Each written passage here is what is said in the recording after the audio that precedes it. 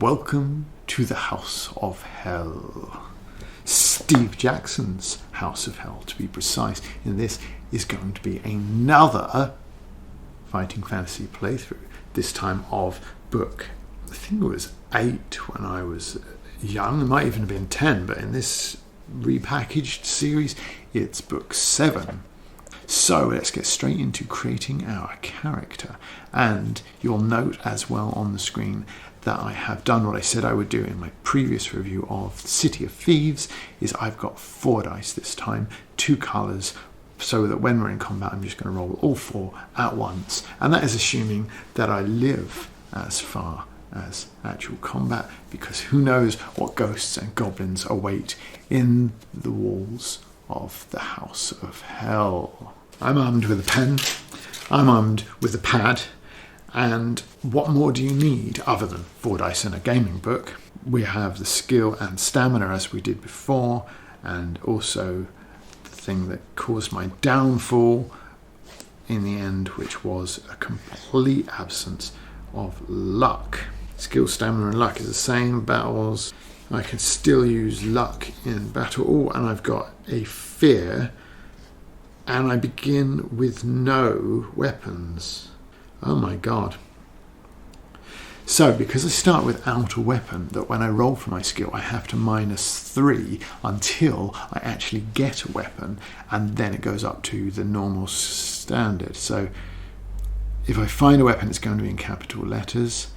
Otherwise I am in real problems. So that sounds good, doesn't it? You know I'm going to roll like 2 on my skill now, and then -3, I'm going to be really struggling. Fear is a new mechanic for this book. As well as surviving your adventure by ensuring that your stamina never drops to 0, in the House of Hell you must also avoid being frightened to death. Before you begin your adventure, roll 1 die and add 6 to the result. This will give you the maximum fear score that you can bear. Fear score is the number of points you can take before being frightened to death, which seems already quite likely, doesn't it, given how well the previous playthrough went. So I'm going to roll 1, and that is for my skill. Okay, so I'm starting with 6, but I have 9 in total. Not brilliant. So I got to roll 2 and add 12 for my stamina. 7, 19. Could have been better, could have been worse, I suppose. Oh, I got to roll 1 for luck and 1 for fear. So what I'll do is I'll roll a red and a white, and I'll use the red one as fear. Now just speed that up. And that's handy. I'm pretty sturdy when it comes to fear then. I've got 11. I'm not easily scared to death, and once again my nemesis, luck, has turned on me, and I'm starting with 8. What that basically means is it won't be very long before my chances of passing a luck roll are below 50%. So this is how the story begins. The rain spatters the windscreen relentlessly. You can see no more than a watery gloom as you strain forwards over the steering wheel to see the road ahead. Though the wipers flap valiantly, they are fighting a losing battle as the rain drives harder and harder. Your foot eases off the accelerator, the headlights struggle to light up the road. Damn! You curse the white-haired old man who sent you off along this bumpy track. Probably he meant the second turning on the left, or even a right turning, the old fool. Perhaps this is his idea of a joke. After all, didn't you notice a mischievous glint in his eye? Something vaguely sinister? But what sort of nonsense is this? So you've taken a wrong turn and got caught in a downpour in the night. The rain will ease off soon. It can't possibly keep up this deluge for long. And then you'll be able to... Watch out! You spin the wheel frantically to the left to avoid the figure who, from nowhere, shows up in the headlights. The car bumps and jolts as it bounces over the rocky roadsides and thumps into a ditch. You collect your thoughts. You're unhurt but shaken. Then you remember what has happened. The body. You must have hit the figure which appeared. There was no way you could have avoided him. You spring out of the car, praying that he's still alive. Your clothes soak up the rain as you hobble back to the road. In the darkness, it is difficult to see anything, but there is no sign of a body. You consider the situation. Are you certain that it was someone and not a trick of the light? Yes. You can remember the arms held up in fright as the car collided, and the look of anguish on his face. His face! There was something familiar about that face, a man you recognised. An old man with white hair. Your heart leaps. No, impossible. With a shiver of fear, you race back to the car, jump inside, force the key into the ignition and twist it violently. The starter coughs, splutters and dies. You hit the key again, but this time a single shudder is all the engine can manage. You grasp the wheel with your hands and shake it desperately as if to force some life into the car, but the battery is dead. Your car is certainly not budging from the ditch tonight. Your situation is hopeless, but now the plight of your car is paramount. Where can you get help? You passed a garage at Mingleford, but that was some 20 miles away. As if in answer, a light appears in the distance. Someone has switched on a bedroom light. What a stroke of luck! It was at least 15 miles back that you last passed a house, and you happen to have broken down just a short distance from someone's home. You button up your coat and open the door. From outside the car you can see the building more clearly. Just ahead, on the left, a drive winds up to a large house. It's a good 5 minutes walk away, and by the time you reach it, you will be drenched. But how else can you call a garage? You can't afford to miss tomorrow's appointment. No, go you must. Anyway, you'll probably be able to drive off inside after phoning the garage. You slam the door, turn up your collar, and set off for the house. A flash of lightning lights it up clearly for you, but in your preoccupation with the rain, the warning from above is wasted on you. The house is old, very old, and in a shocking state of repair. The light in the window is flickering, most likely an oil lamp, certainly not electric. And you don't notice a fact that might have turned you back anyway. There is no telephone line going to the house. As you climb the steps to the front door, little do you realise what fate has in store for you. Tonight is going to be a night to remember. Dun dun dun. I quite like that, but also what's fun about it is it takes you back, doesn't it? Because when this came out, I guess it was mid-80s, 85, 86. Let's see if it says. 84, even earlier. There was no mobile phones, but now you'd have to contrive a situation. It's like, oh, they've broken down where there's no mobile signal, or something happens to the phone to break it, or they lose it, or something along those lines, because otherwise this would be a very short adventure, wouldn't it? Your phone for breakdown, and you're solved, and home, in a warm bed, in about 3 or 4 hours. Depends how good the RAC or AA, other breakdown services, do exist. Depends how good and quick they are for you, I suppose. The House of Hell seems very welcoming. There's a picture of it here that makes it look very pleasant indeed. The sort of place you'd love to spend a night while waiting for a garage tow truck to come in the morning. So I climb the creaky steps up to the front door and pause to catch my breath. Even though you ran all the way up the drive from the car, you are soaked through. Your feet are particularly wet, judging by the number of puddles you stepped into in the dark. The drive needs a small fortune spending on repairs, but under the porch you are out of the storm, and you brush the rain from your clothes before turning towards the door. The rain is still pelting down, but an eerie silence hangs in the air. No lights are on downstairs. You step back off the porch to check the upstairs window which attracted your attention earlier. Nothing, no lights. The whole place seems to be deserted, but then you remember the time, 5 minutes to midnight. Everyone in the house has probably gone to bed. An owl hoots in the distance, and a shiver runs down your spine. The situation is a little scary. Here you are, in the middle of nowhere, at some strange run-down old house, about to wake up. Whoever lives inside, at midnight, they certainly won't be too pleased to see you. But you have no choice if you're going to make your appointment tomorrow. You must reach a telephone to call for help. You step up to the front door. From the left-hand side of the house, a dull glow catches your attention. A light is turned on. You breathe a sigh of relief. At least someone is awake. You consider your options. There is an elaborate knocker in the middle of the door and a bell pull hanging down to the right. Will you rap the door with the knocker, pull the cord, or creep round the house to investigate the light? Ordinarily, I think the appropriate thing to do would be to knock on the door, right? I mean, the book's called House of Hell, and it seems a little bit suspicious, but would you still wander round the back of somebody else's house and have a little trunk through the window? Yes is the answer. So clearly that's what I'm going to do. 289. You walk from the porch around the side of the house. A light is indeed on, and it's shining through a window at the back of the building. Do you wish to go round to see if you can see anything at this window, or will you walk up to one of the other windows along the sidewall to see whether you can enter the house without anyone knowing? Okay, I'm not going to break in. I'm clearly, whoever lives here is up to no good. The house is called House of Hell, but you have to work on the assumption that that as a person or a character in this story, I wouldn't know that. So I am going to have a look in the window, which is 345. Oh, the lit window is next to a back door which leads into a kitchen. Voices are coming from the kitchen, but you cannot see anyone. Whoever is in there must be standing by the brick wall out of sight. You strain to hear what is being said. There appears to be 2 people in the kitchen, and they are talking excitedly. Master is getting ready. I'm starting to get excited. I've never been to one before. Do you really think we may be visited? Another man's voice, rather more controlled, replies, You know, I'm having doubts about this whole affair. She is so young, and she came here in all innocence. I just don't know. The 2 men walk around the kitchen, and you can see them clearly. They're both dressed in white gowns. One is a good deal younger than the other. Do you wish to knock on the door to see whether they will let you in, or will you wait and listen for a little longer?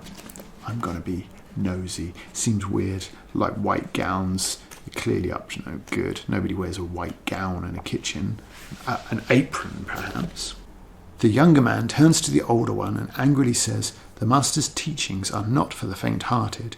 You know of his power and his promises to us all. Perhaps you are no longer strong enough to stay with us. The older man turns away towards the window. He's hiding the look on his face, which is one of nervousness and fear. He realizes that he has said the wrong thing. No, he stammers, I'll be all right. Just a moment's weakness. Come, let us get on with the preparations. Together the 2 men leave the kitchen, blowing out the candles on the way. You wonder what they were talking about. Now you must choose your next move. Will you try the kitchen door or go back round the front and knock on the door? Now what I would clearly do is run back to the car and spend the night in the car, and then in the daytime perhaps walk that 20 miles. It might take a little while. Perhaps I'll see somebody else on the road who isn't quite as psychotically weird as these 2 seem to be. But given the 2 options here, I am going to try that kitchen door. 306. A little bit of breaking and entering. I'm almost playing it like it's San Andreas again. The door is firmly locked. You will not enter the house this way. If you wish, you can knock at the door to try and attract the attention of the 2 men who are talking. If you decide to do this, you must test your luck. If you decide against knocking on the door, or if you're being unlucky, you will go back to the front door and either knock or pull the bell pull. So I'm going to go back to the front, and I am going to pull the bell pull. It's probably going to, if it's anything like the previous one, it's going to burn my hand or dump trash on me or something like that. But either way, it's 275. You grasp the rope and pull. From the depths of the house you hear a tinkling noise, and the light coming from the side window goes out. Turn to 357, which I think was the one you turned to if you decided to knock on the door anyway. So that's a little bit lazy from Mr. Jackson, in my humble opinion. Anyway, a few minutes later, the door handle turns slowly and the door opens. Standing in the doorway is a tall man dressed in a dark suit with tails. His long face is solemn. Yes, he asks indignantly. You smile nervously and explain your situation. Your car is broken down, you need to reach a telephone, and you're soaked to the skin. The man's face remains expressionless. Come in, he orders. The master is expecting you. Follow me. He leads you into a reception hall and tells you to sit down while he informs his master of your arrival. Now that's a bit weird, isn't it? Why is he expecting me? Perhaps he can see the future. You sit down in a solid carved chair and look around. The reception hall is certainly not what you would have expected from the outside. It is elegantly decorated with rich tapestries and fine oak panels. A number of portraits line the walls. A sturdy 16th century table is set against one wall. Will you wait for your host to arrive? No.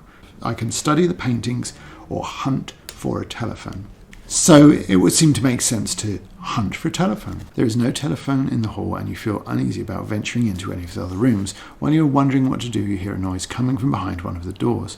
You rush back to the chair and sit down. Footsteps! Someone is coming! The tall man you met earlier walks in, opening the door for another tall man dressed in a purple smoking jacket.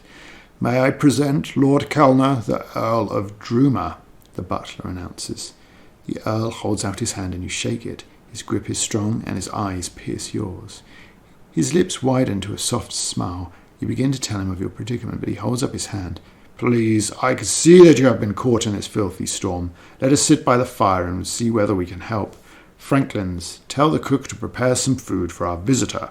You protest that you do not wish to be any trouble, but your host ignores you and leads you to a drawing room where a fire is burning. You take off your coat and sit down.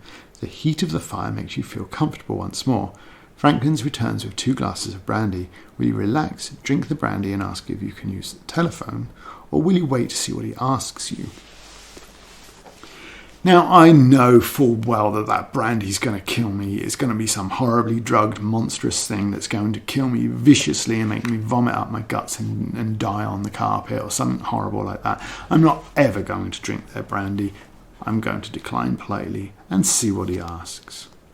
He's probably going to say, "Why aren't you drinking the brandy?" And I'm going to go, "'Cause you're crazy."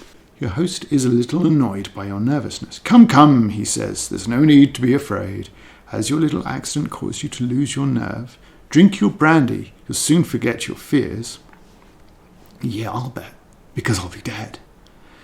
As you watch him, your mind begins to play tricks on you. Is his expression one of genuine concern for your welfare? Or is there a hint of something secretive in his eyes and smile? You shiver, and your fear at the situation is evident. Add 1 fear point. A short while later, Franklin's appears. "Your meal is served, sir," he says to the Earl. You both rise and go through to the dining room. So I'm adding a fear. I've got plenty. I'm a brave person, so I'm only up to 1. I'm not going to die of fear. I'm going to die from not having any luck or a weapon, or from being trusting. Everybody on City of Thieves was horrible, and this house is called the House of Hell. I'm not trusting anyone. However, the dining room looks magnificent. A long table stretches between 2 fine chairs and is laid with gleaming silvery cutlery. A rich red wallpaper covers the walls, and the room is lit by a sparkling chandelier bristling with candles which hangs from the ceiling. You take the seat, and the butler moves behind you to offer you wine. Will you take white wine or red? I don't want his wine. I don't want his food. I want his telephone, which he doesn't have anyway. Maybe he's got a mobile in his pocket. Anyway, I'm going with white wine because we know that red wine is bound to be blood, and white wine is going to fight infection, and it will give me a boost of some description. The wine is dry and light, obviously a very expensive vintage, but there is a puzzling aftertaste which you cannot place. Perhaps there is a little sediment in the decanter. No, the taste is more like aspirin. Too late, you realise that your wine has been drugged. You start to raise yourself from the table, but the effects are already taking hold. You stumble, fall, and crash to the floor. Consciousness fades. Turn to 173. Well, at least my adventure didn't quite end there, but something tells me it's not very far away from ending. You open your eyes, your head is spinning, and it is some time before you are fully aware of the fact that your hands and feet are bound. The room you are in is empty, but you work out a plan. You will hop over to the window, break the glass, and use it to cut yourself free. Pulling yourself to your feet is awkward, but you manage it, and with a mixture of hops and shuffles you arrive at the window. Outside, the wind is blowing the rain against the window panes. Will you go ahead and smash the window with your hands, something of a risky business, or will you instead test your luck? If you want to test your luck, turn to 136, and if you don't, turn to 360. Well, I'm going to, because I don't want to get injured and be struggling right off the bat, so I'm going to test my luck and pray. Okay, so I'm going to test my luck, which is 8. Yeah, passed. So my luck is now 7, but I was lucky. So I was lucky, I managed to avoid the splintering glass without harm, and I can now turn to 317. You cut yourself free and massage your wrists to get the circulation moving again. Then you walk over to the door to try it. It is not locked. You try the handle, open it a little, and look outside. Your room is on a first-floor landing. Facing the door is a balustrade, and looking over the banisters you can see the entrance hall below. To your left there are 2 doors in the corner of the landing which runs along to the right. If you wish to go this way, turn to 287. Looking to your right, the landing runs past another door and then turns to the left. Go this way, turn to 333. Okay, so I'm going to go to 287. I'm going to try and have a little nose around in those doors. You walk up to the 2 doors in the corner of the balcony. The one on your left is named Baltus, and the one in front of you has no name. If you wish to enter the cultists room, turn to 299. If you would rather go through the other door, 86, or I can continue and ignore those and continue on the landing 103. So I'm going to go into the other room, the unnamed room. The door opens into a narrow passageway which ends at a window. There is a door halfway along the left-hand side, and a sign on the door identifies it as the Diabolus room. If you wish to try this door, turn to 13. I can investigate the window, 110, or I can go back out to the landing, 193. So I'm going to go to the window. Diabolus has got to be something evil, hasn't it? I mean, it's just... But you've got to kind of explore, because they do need a weapon. I'm going to have to kill the crazy people that tried to kill me. Curtains are drawn across the window, and you approach cautiously. You gingerly pat the folds in the curtain and are relieved to find nothing there. Although they seem to be safe, you are still on your guard as you draw them apart. As you do so, a thunderclap booms outside and makes you jump, but you are safe. A perfectly ordinary window is uncovered. However, the heavy iron bars on the outside are a little worrying. Through the window you can see nothing but the rain running down the pane of glass, but curiously, the rain is avoiding one area. Could it be that the wind is blowing the rain away from this corner? You bend down to take a closer look. Written in the condensation which has formed on the glass is a message. You read 3 words, Mordana in Abaddon. You repeat this message to yourself and then rub it off the window, in case anyone else should see it. The message may be useful to you, and you will realise when it is. If later in the adventure you do not want to use the message, turn to reference 88. Do not turn to 88 now. Okay. Oh, so I have to turn back to the landing now. I can't look at what was in that other room. Strange. That seemed to be a reason why you couldn't do that. I've not heard anything that means I have to leave right now. Anyway, 193. A short distance further on you come to the top of the main staircase which leads downwards. Immediately opposite the staircase is an unmarked door. Do you wish to go downstairs? Try the unmarked door, or will you continue around the landing? I'm going to try the unmarked door, 377. I'm that weird combination of incredibly timid, but also I've got to explore. It's like I have to fight every instinct of mine to look around for trash, for weapons, obviously. The room I enter is a small storeroom, and I close the door behind me. There are shelves on the left and right walls, on which various household objects are stored. In front of you, in the wall facing the door, is another door. Will I search through the things on the shelves, try the door opposite, or return to the landing? I'm going to go through the things on the shelves. Various items of crockery, cutlery, and food are kept in the storeroom, including a sharp meat knife which you might like to hide under your coat to use as a weapon in the future. This sharp knife will allow you to add 3 skill points in a fight. So I'm up to 9. I've got a weapon. Let's go stabby. On one shelf you find several cloves of garlic, which you may also take, and a bottle of white liquid. Right, I'm definitely taking the garlic. I can take the liquid, or I can drink the liquid. Oh no, I can drink the liquid or ignore the liquid. I'm not going to drink it. I'm going to go to 255. You step out of the storeroom into a hallway. To your left, the hallway ends at a door which leads into the Shaitan room. If you wish to try the door, turn to 200.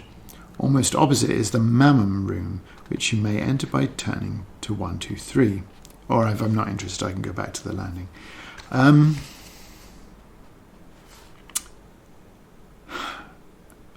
Shaitan sounds like that's probably evil. But isn't Mammon something horrible as well? I'm going with Mammon room 123. This is when your lack of knowledge about such things can really, really cost you. The room you enter looks well lived in. It is a bedroom, and a large bed covered with a yellow bedspread dominates the room. Clothes are strewn about the floor, and a tap is running in a wash basin in the corner. The clothes suggest it is a woman's room, but no one is about. Will you call out to announce yourself in case someone is in the room, search around to see what I can find, or leave the room? I'm going to search. I'm not going to call out. I want to draw attention to the fact that I'm not tied up in the other room anymore. So 337. You walk over to the mantelpiece and study the trinkets scattered along it. couple of lacquer boxes and a picture frame with no picture flank a large plant pot with a broad-bladed plant growing in it. In the grate below are several lumps of coal resting on a bed of paper, a fire already about to light. But something else is in the grate. A black and white photograph has been thrown onto the coals. Do you wish to check the contents of the boxes or pick up the photograph and look at it? I'm going to look at the picture. It's bound to be something horrible and scary and give me another fear point, but I've got a few anyway. You sit on your haunches and reach for the photograph. As you pick it up, you feel a heavy thud on the top of your head. You slump to the floor, dazed, and the plant pot, which came crashing down on your head, smashes on the floor. You must lose 3 stamina points for this accident, now turned to 290. That's 3 for a plant pot hitting me on the head seems ridiculous. I only lose 2 if I'm losing a round of combat. 290. I don't think I even saw what the picture was about. Whoever wrote this is just mean. There's not anything fun yet either. I'm grateful that there's not quite so much combat, but it is a little bit like, what's going on so far? You hear a rustling from the curtains and straighten up to look through the window, towards the window. You shudder with fright as the curtains open before you. Just as quickly they shut again. Then there is silence. You walk slowly over and grab them. They're perfectly ordinary curtains. You must add 1 fear point for the shock. I can either leave the room, or I can try to work out the mystery of the curtains. It's only going to be a wind blowing, but if I can work out the mystery of the curtains, maybe I'll get my fear point back. Oh, for goodness sake. As you are puzzling over the curtains, you reach out to lean on the bed, but as you rest your weight on the bedpost, the whole bed shifts aside and you crash down on the floor. This is all very strange and a little scary. Add 1 fear point and take 1 stamina point of damage. A rumbling from the opposite side of the room breaks into your thoughts. Sliding over the carpet towards you and accelerating rapidly is one of the chairs. Test your luck. If you're lucky, turn a 101 or 53 if I'm not. I'm going to be attacked by a psychotic chair? Well, I passed the luck, but I'm really getting low now. In the nick of time, you spring aside as the chair speeds past you and crashes into the wall behind. Now, doesn't that seem like that would be a skill thing to test then? You escape injury, but you must add 1 fear point, and you had better now leave the room before the poltergeist inside does you some real damage, turns 2. Whoever wrote this is just mean. You may now proceed either by turning right and trying the door of the shaitan room, or by turning left and following the passage which bears right past 2 doors labelled Asmodeus and Eblis, and then joins the landing. Screw it, I'm going in the shaitan room. You open the door and peer around. The room is a large, elegantly decorated bedroom with a 4-poster bed in one corner. There is a 3-piece suite in the centre of the room facing a fireplace. A fire is smouldering, but the room appears to be empty. On the far side of the room are 2 more doors. Do you wish to go in or quickly close the door and leave the room? I'm going to go in. I don't really know what the purpose of this is. Do you know, it's like the other purpose was City of Thieves was I had to find Nicodemus and then I had to kill Zambar Bone. But this is just like, what am I doing? I'm just bumming around in somebody's house. I was at the top of the stairs. I could have gone down the stairs, out the front door, and just run for it. I'd rather be in the rain than creeping around some spooky house full of psychos that are trying to kill me. You step inside and close the door quietly behind you. A soft click comes from the lock. As you step forwards, a voice greets you. You look around, but you can see no one. The voice continues. So, our visitor is inquisitive, eh? Or are you trying to leave the house? Perhaps our hospitality is not to your liking. Maybe you would like to see some more, shall we say, amusements. The eerie voice makes you nervous. Add 1 fear point. Do I wish to stay and talk to the voice, or do I wish to make a hasty exit through the door? I'm going to talk. In front of you is a high-backed armchair facing the fire with its back towards you. A figure raises itself from the chair and turns to face you. The man is tall and pale with jet black hair. He wears a long black cape fastened across the neck with a gold clasp. Yes, he says, so far you have fared well against the occupants of the house, but I believe you will find that your run of luck has come to an end. Well, that wouldn't be the first time. Step forward so I can see you. Will you step forward as he asks, or will you be prepared to attack the man? I'm going to attack him. I'm going to give him a good old stabbing. All right, will I use a weapon or something else I can use? Right, I reckon he's a vampire, so I'm going to see if there's garlic that I picked up will do anything against him. Do you have any garlic with you? Yes, I do. So I've got garlic, so turn to 361. He's going to laugh, isn't he? It's like, because whoever wrote this is just mean, and they're going to just laugh. You pull the garlic out of your pocket and hold it up before the man. His expression changes from one of confidence to a look of fright. As you suspected, this vampire cannot bear to be near raw garlic. Sweat breaks out on his forehead and he backs off towards the bed. He is heading for one of the other doors in the room. You hurriedly look around, trying to decide the best way out. Will you try the door to the left, the door on the right, which he was heading for, or will you turn around and dash quickly for the door you came through? Why can't I stab him? I'm not liking this as much as the other one, but I'm going to go back the way I came. No, see, it says I fling the garlic at the vampire and dash for the door. He shrieks as he tries to brush it off, but this will keep him occupied for a few moments more. However, your luck is out. The door is locked and the vampire is now striding towards you, his eyes fixed on yours. Why would I throw it at him? That's ridiculous. I'm not going to throw it at him. I can just hang on to it. Do you have gold edged with no? Turn to 326. I don't have gold edged with rubies.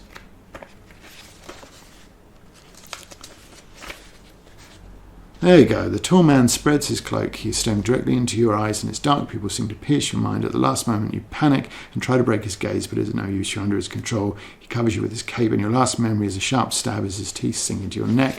Your adventure ends here. Absolute trash. That was just ridiculous. Really, really ridiculous. Why would I throw the only weapon that I have at him? That's just stupid. That said, I will grant you I did hear the door lock. So I did know it was locked, so that was quite stupid. But throwing the garlic at him is the stupidest thing that I've ever seen in my life. Why would I do that? I just wouldn't do that. If I try the door and it's locked, I've got no garlic. Or if I try the door and it's locked and I've still got my garlic, I could at least stab the dude or something like that. That's just really, really, really stupid. Typically you would find on this channel a book review or something very similar. So if that sounds like something you might enjoy, then like and subscribe, and I will see you in the next video. Bye.